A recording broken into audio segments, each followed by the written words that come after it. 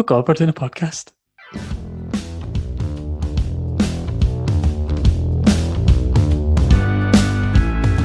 What is it now, Karen? Episode 17. Nice and clean, 17. Is that the bingo call for 17? I don't know, it sounds a bit rude. It does a bit. I think they probably just say 1 in 7, don't they? How have you been, Bethany? You all right? I'm all right. We've been gallivanting. We're not in full lockdown. We're in partial lockdown, so some things are open. We've had nice weather. I'm feeling good. I think in the last few episodes, when I've listened back, I've sounded like a miserable cow, which is probably because I was miserable. But I'm feeling good now. I'm feeling more positive. I'm kind of parking any anxiety of lockdown and just trying to be excited about it. I know what a surreal experience it is to get back out and, like, I don't know, be in the presence of other people, like, inside a place. It's just so strange. Have you been making the most of it? What have you been doing? Well, we saw each other in real life, in the flesh. Oh my God, yeah, so we did. I forgot to mention that. I totally forgot about that.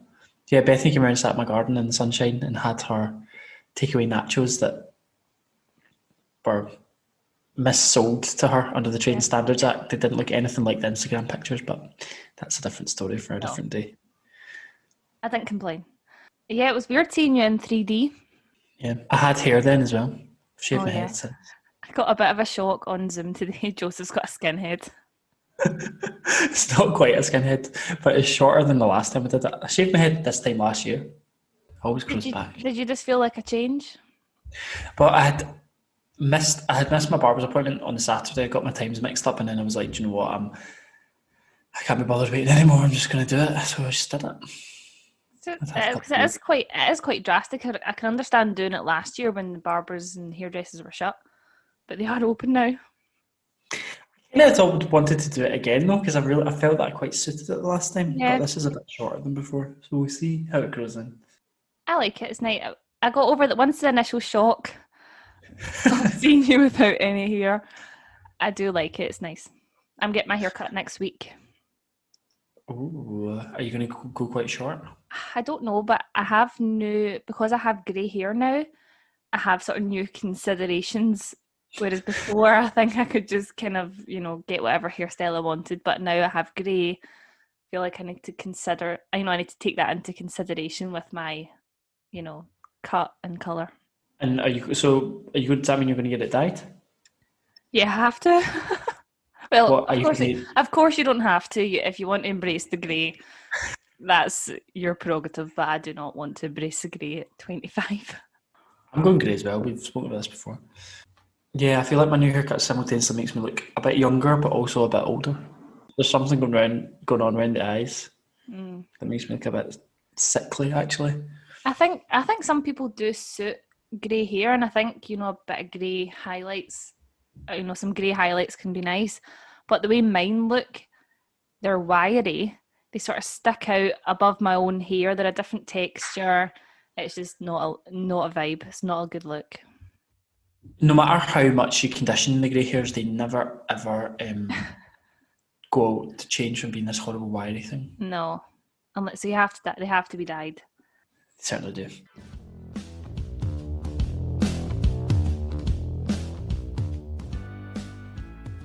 I've had a few Carrion experiences actually in the interim. Do tell. So I was the victim of a Carrion on one occasion. Okay.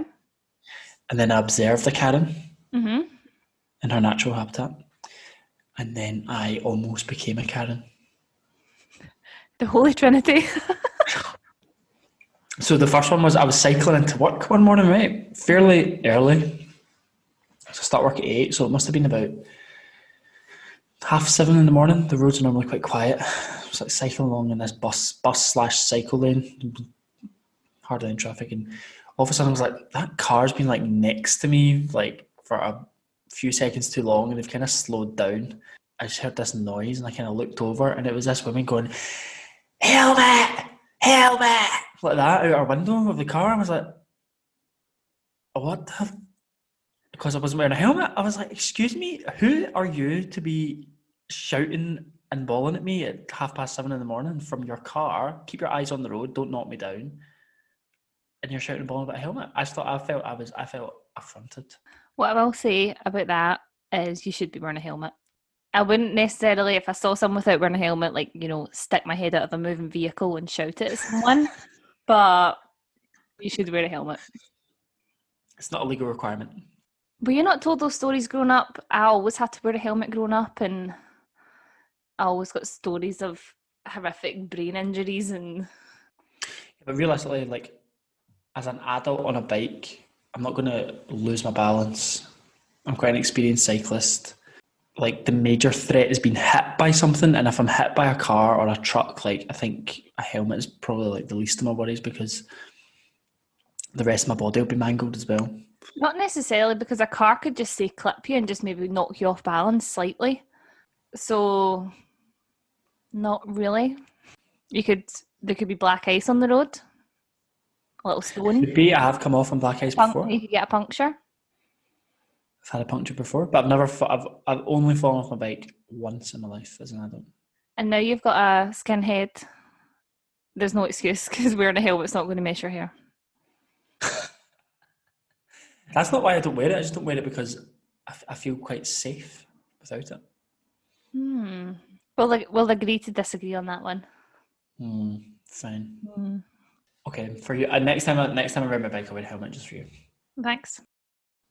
Okay, and then I observed, Karen, I went to, we tried to go on a wee day out up to Loch Lomond, but they closed the car park at like 8:30 in the morning or something like that, so all the traffic was getting turned away. So we went to a different wee loch and just sat in like the kind of dry grass around it. And a couple of people were going in for like a swim and stuff in the loch. They went in and enjoyed it, and then we were all just kind of relaxing, reading our books, having a wee picnic, and then all of a sudden someone was like, "Oh my God, what's that?" And we looked over and like all this grass was on fire, like maybe about 60, 70 metres away from us. And it spread really, really quickly. And then there was like a couple of people up next to it, and none of us had actually seen what happened. And we were like, oh, surely they've not done that deliberately, but it's not hot enough for like a wildfire to start. Like, what's going on?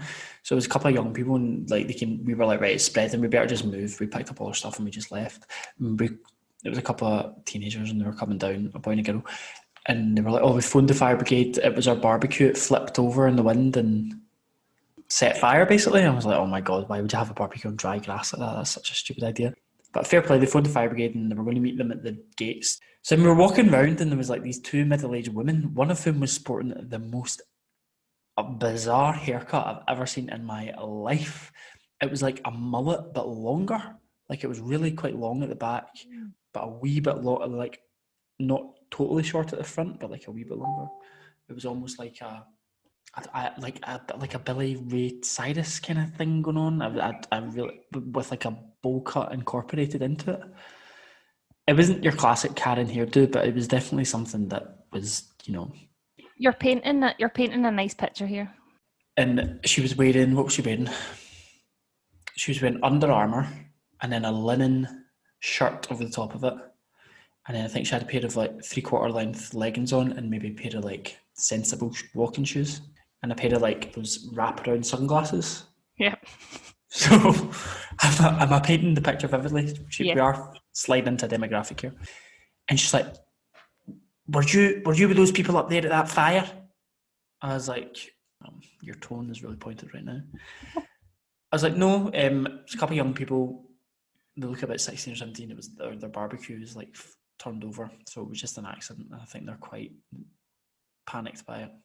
And she's like, I watched them, they were absolutely gormless. They could have stamped on that fire, they could have run down to the loch and soaked their jacket in water and thrown it over it. And I was like, the loch is like 50 metres down a hill. Like, there's no chance they could have run down there, soaked their jacket, run back up, put it over a fire in time, like before it spread. I want their pictures. Arms folded now. I'm wanting their pictures. I'm going to take pictures. That's a disgrace. I was like, well, they phoned the fire brigade. I was like, well, they have phoned the fire brigade, and she's like, and that's them just walking away. I was like, no, they're going to meet them. They've phoned the fire brigade and they're going to meet them, in fairness.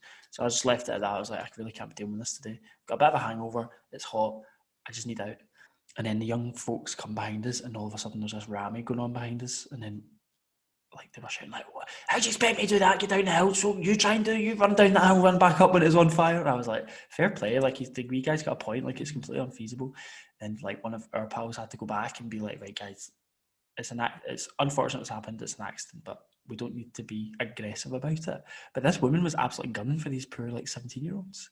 I was like, okay, it's a shame that something's gone up in smoke, and it's not a good idea to have barbecue on the dry grass, but I'm wanting their pictures. It genuinely must be exhausting to have that much anger. You know, carrying that much anger with you all the time must be exhausting. Because like you said, you would see someone and go, oh, they're a bit stupid doing that. Oh, it's an accident. You know, you'd quickly get over it. But taking it so personally... The fact she was like, they could have stamped it out. I was like, well, I think when the wind picked up and the barbecue went flying and then all of a sudden there were flames next to them, I don't think your first thought is to stamp on it. I think your first thought is to like jump back. Is it not? But also, if she was there, why didn't she stamp on it? If it was so easy. I was like, shut it, Fireman Sam, honestly. Like, get a grip. So that was number 2. Okay. And then the third one was me. I didn't nearly lose the rag, but I felt like saying something. So I was in the I was like, I'm going to buy my lunch at work today, so I went to the canteen. And the food in the canteen is famously come si dice, dreadful. Right. But it was like a corn tikka masala or something that was on. So I was like, oh, that actually sounds okay. So I'll have a bit of curry, some rice. And there was this tray of like samosas and pakora and stuff. I was like, oh, is that veggie samosas there? And she was like, yeah. I was like, oh, could I just have one of them just on top? And she's like, no, that comes as a separate platter. That's your pakora platter. You can't have that. I was like, what? Just one, and I'll just pay for it. No, it comes as a platter. I was like, oh, fine, just give me the platter. So I paid £3.30 for a pakora platter. So you've just said this canteen is absolutely rotten. Yeah. Why would you be so desperate for one samosa then? Because the samosas looked really good. They looked really crispy and they were quite big. And I just love a samosa. And to be fair, the samosas were good. The pakora was crap, but the samosas were tasty. Mm-hmm. I was like, just give me one samosa. I'm clearly knackered here. Just do me a wee favour. But what if she was knackered and she just couldn't be bothered dealing with your snash when you have to buy the pakora platter? Why could you not just give me one samosa? Like, I would have done that. See, if I was like, when I used to work in a coffee shop, I would give people wee things on the side. Just be like, oh, it's fine, don't worry about it. Yeah. Like, lighten up.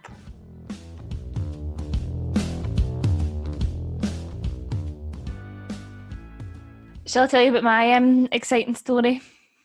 Go for it.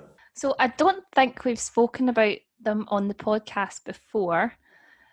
Have we spoken about the Scottish family party before? No, we haven't. They've kind of risen to prominence in the last 2 weeks, I think. Yeah. So for anyone that doesn't know the Scottish family party, how would you describe them? Christian fundamentalists. They would describe themselves as, you know, family first, withholding traditional family values. You know, they believe in marriage. They don't believe in anything other than a man and a woman being married. Anything beyond that is unacceptable. You know, very traditional, all that sort of stuff. But they've now blocked me on Twitter. Why? What did you do? I didn't even do anything that bad. I don't even know if I'll be able to see it now because I'm blocked. Did you reply to something, or did you at them, or? I replied to them, so they tweeted saying, I'm going to try and find it. How do you find somebody who's like tech savvy enough to run a Twitter, like a social media account, but also as like a Christian fundamentalist conservative type? Do you know what I mean? I don't know, but their tweets are full of typos, so clearly not someone very good. Okay. I found the tweet. So they tweeted about, you know, the TV program Naked Attraction. Oh, yeah. Yeah. So they tweeted, more filth from the government agency known as Channel 4. We would stop it. So all I replied was, well, they're definitely not getting my vote now. Because I genuinely do really like watching Naked Attraction. And now I'm blocked. I think that's for a pretty minor transgression. That's what it was, it's quite jovial. There's nothing, I'm not saying anything nasty about them. They've blocked me. Cyberbullies. Which I think says more about them. They're not kind of open. They also, I think one of their manifesto pledges is free speech. But they clearly block anyone who disagrees with them in any way. So I'm not sure how much they really mean. I think they mean free speech for anyone who agrees with them, maybe. No, they do, because I was having a great laugh reading their leaflet, and it was like protect children from vulgar sex education. We oppose transgender ideology, and then underneath was like free speech. We would reverse the hate speech bill and all this kind of thing. You're like, what are you talking about? You absolute lunatics. Yeah, so I think, if you said something homophobic, that would be okay because it's free speech. But if you say something that doesn't align with their views, then that's not good free speech. I mean, they're just a joke, really, aren't they? They're not even, they'll get like a couple of thousand votes across the country and that'll be it. But I just thought that was quite funny that I'm now blocked. I'll take that as a compliment. Wear it as a badge of honour, Hen. Yes.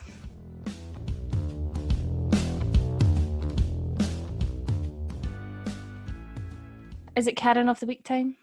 It's Carrion of the Week time. Okay, it's quite a funny one this week.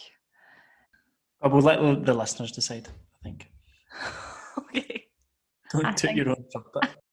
So it comes from a news article, and the headline of this article is employee skipped work for 15 years unnoticed, taking home 464 grand in pay. So this person's like, somehow been missed off the payroll and he's been getting paid for 15 years. Now, this man, Dave, has commented he clearly hasn't read the article right, because the person who skipped work for 15 years is a 66-year-old Italian man.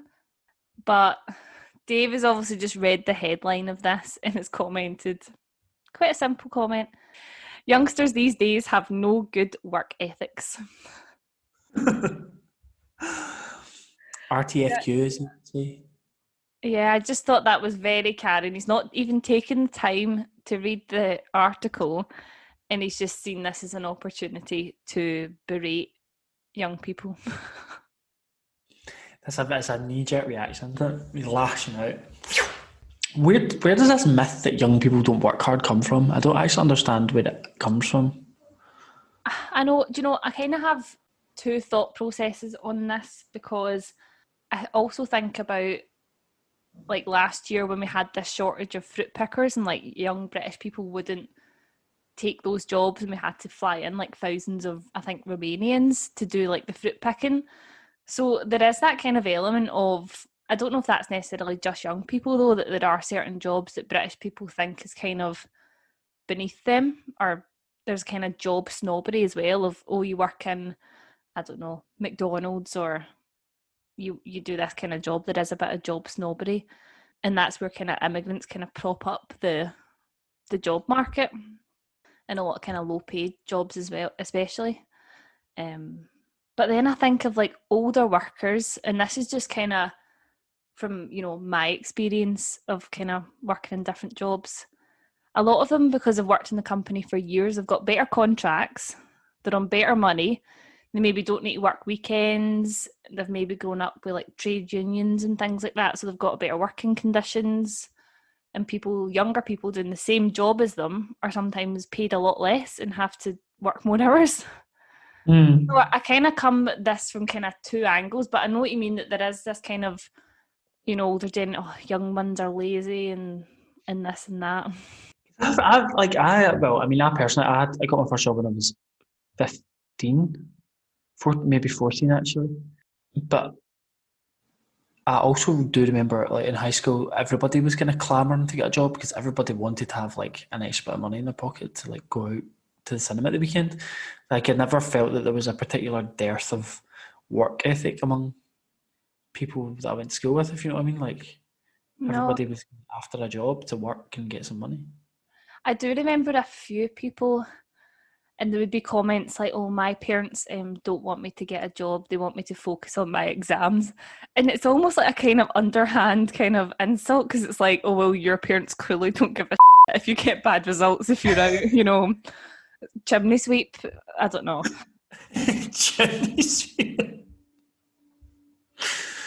Because I had a job from I was 16. I also before that worked in, as we've spoken about before, in the ice cream van. I know. I actually wanted to talk about this. I wanted to break down your many jobs. You're like a jack of all trades. Yeah, thank you. So what have you had in chronological order, please? You don't have to name brands if you don't I want won't to. name right. I won't name brands. So, ice cream van lady. Ice cream van man. I also helped my mum with the Avon, so Avon lady. Avon lady. And then I was a sales assistant, I think was my job title then. For what kind of thing? For a shop. Oh, you worked in a shop. I worked in a shop, yeah. And then I worked in a call centre, so I think I was like a call centre agent. Agent? Ooh. And then I worked in another call centre, so again, another... I mainly just worked in call centres, and I've also worked in a bar, as I've said. And I did work I forgot to say, I also worked in an Indian takeaway. And Did you? I worked in the village. So I was 17 at this point. This is when I was also a sales assistant as well. So I had 2 jobs at this point. I used to like open up, I would like cook the food, I would do burgers and pizzas despite having no food or hygiene qualification. So I was like cooking the food and tidying up and taking orders, and I actually didn't mind it, I quite liked it. I think that's it really. So not quite varied, I suppose. I've worked hospitality. What about the chemists? Well, that was when I wasn't really a chemist, it was a shop. No, I should hope not. Have you no qualifications? And it sold fags, so it definitely wasn't a chemist. It was a kind of down market chemist anyway, if we think of the brand between ourselves. It's certainly no Superdrug, put it that way. Oh, that's a lot, Bethany. You've had quite a significant employment history. Some would almost say, why did you never hold down a job for any particular length of time? Well, I did. A lot of the places I worked, because I worked since I was 16, I'm now nearly 26, that's 10 years.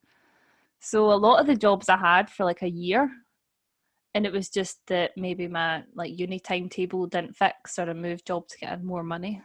All right, okay, fair enough. Did you ever get sacked or fired? No comment.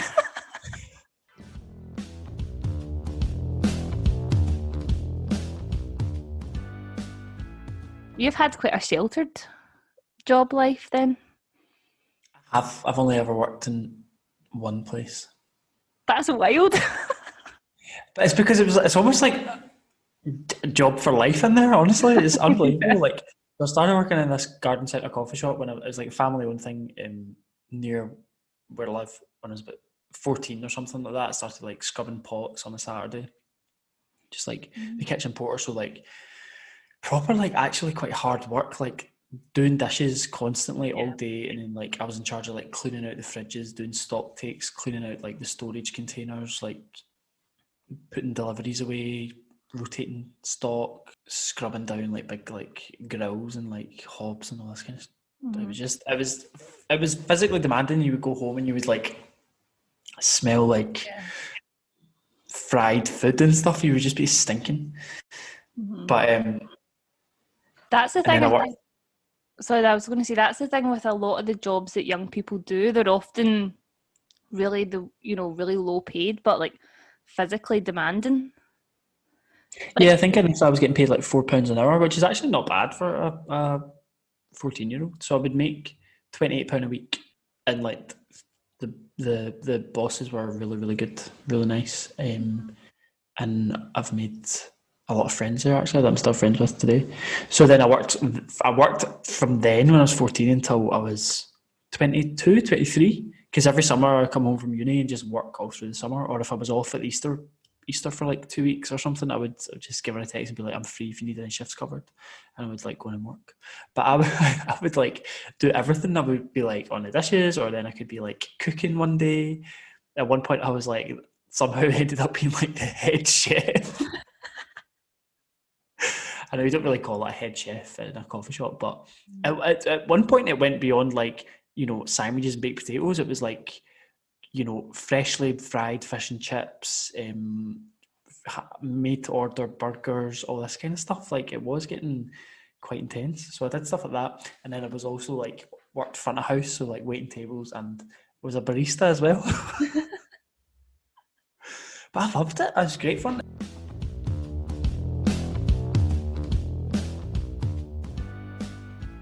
See, when I think of my job, like since graduating and having like a graduate job, see working in a call centre, that was way more stressful than any job I've had since graduating from uni. And I've worked in corporate jobs, media, marketing, comms, all that stuff.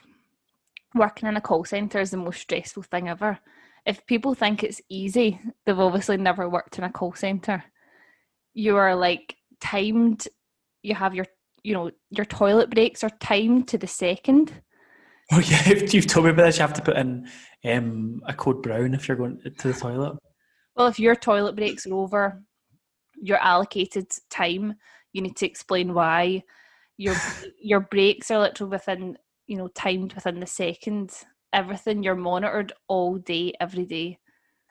You're on the phone to people who are usually screaming at you, giving you the worst abuse ever, because Karens, when they phone you in a call centre, have more confidence because they're obviously not face to face. I think during my time at different call centres, I think I was called every single name under the sun, every name imaginable. Yeah, I could not go back to working in a call centre. It is very stressful. I am one of my other friends also worked in a call center, and he was telling me how he actually get pulled into a disciplinary meeting at work because they were like going through everyone's like hours and like logged hours and stuff. They were like, you've spent half of your contracted hours on break. I don't think he lasted long in that job. I think he might have left shortly after that. Yeah. I remember I had one, like, because usually have about 2 weeks training for a call centre job. And I remember one, it was an energy company. So we had to like go through, part of the training was going through this energy bill. And this was all afternoon. We had this bill in front of us, and it was, if you look to the left-hand side of the page where it says customer name, that's the customer's name. If you look where it says gas total, that's the total the customer pays for their gas. Where it says electricity total, you get the idea. But jobs like that are like jobs and training like that are like soul sucking. And okay, fair enough. I've only worked one job, but like it's not like it's easy for people to sit there and be like, classic gammons being like, youngsters have got no work ethic. Back in my day, I was doing 5 paper rounds a week and then going round with the milk at the weekends and all this kind of stuff. You're like, and people still do that. People still do that just because your children are lazy buggers doesn't mean that everyone else is. That's a good point, actually. Yeah. I mean, you only have to look at all the people who were out working during the pandemic, and aside from obviously people in the NHS, all the people that were still out working were predominantly younger people working in hospitality and retail. And obviously they were like previously and still are being like perceived as lesser jobs, but at the minute we were in a pandemic situation where we needed supermarket workers and delivery drivers and all this kind of stuff. They were key workers. So as snobbery, like, it's perceived as a lesser job, therefore not as hard, therefore these people are lazy. Yeah. And it's funny how it's perceived as a lesser job just because of how much money you earn. Obviously there are certain things that you would attribute a certain skill to, and that's how you kind of put value on it. But then employers are kind of like nasty sometimes as well, like 0 hours contracts, all this kind of stuff.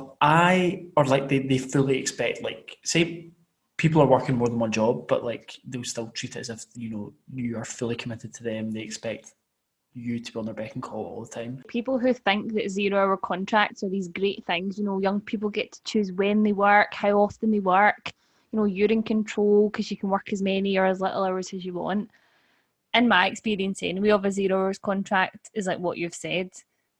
When they need you, and you can't work, you're then almost punished because they need you and you can't work, so they maybe won't ask you for shifts the next time. It's very much you're at their disposal. It's not how much you want to work. They'll just tell you when they need you. It's not the kind of flexible, great way of working that some people seem to think it is.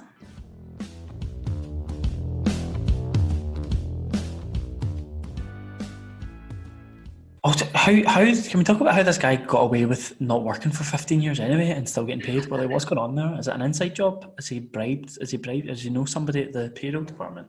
I read the article, but I can't remember now. So it was in Italy. It was a hospital worker, and I think it was quite a while. Obviously, started a while ago, so maybe kind of payroll was not electronic or something, and he's just been missed. He's really owned up to that though, because now he's going to be done for fraud and have to repay like however many €100,000. God almighty. I know. I mean, I'd maybe keep it going for a couple of months and then tell them. 15 years is too far. God almighty. Anyway, can we explore Dave's profile? Is it just a screenshot you've got? So Dave is bald. Oh, what a surprise. Youngsters these days have no good work ethics. Youngsters? I wonder who a youngster is to Dave. So I'm going to put him in his 60s probably. So to him, I mean, if he's got kids, his kids will be what, in their 40s, 30s, 40s, so maybe to him youngsters are like 20s and younger. Yeah. Which is weird. I just don't know where it comes from. Because like realistically now, like people in their 20s make up a good chunk of the working age population, don't they? Like all my colleagues at a similar level to me we're all in our early to mid 20s. It's just odd.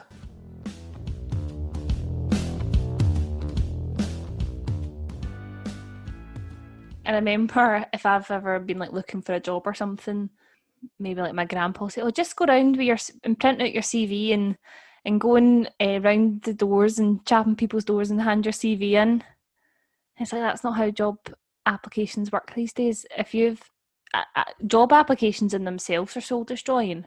For a minimum wage job somewhere, you're having to fill out pages and pages of applications.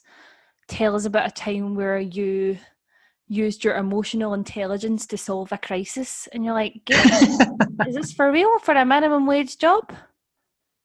It's not just a case of handing in your CV or phoning the gaffer and asking them if they've got any work. Is it because it's becoming like a more like this? Is the jobs market more upskilled than it used to be? More people have got university degrees. Like we're moving away from manual trades into, these kind of professional realms, things like marketing, PR, finance, all that kind of stuff. Yeah, I don't know. Well, like I said, there's jobs that didn't exist before that are now existing. But to your point about kind of like graduates, kind of you're not stealing jobs from school leavers, but that is a real problem. Not at all. But I'm just like, there's been a shift in like when people get jobs and what kind of jobs they are. Yeah, no, but I'm agreeing with you. Like there is a problem of graduates because there are more and more people going to university. There aren't the same amount of jobs, so people who have got university degrees are working in, nothing wrong with it, but working in retail or working in call centres, and almost like then that's one less job for someone who didn't go to university. So what are they going to do? Yeah.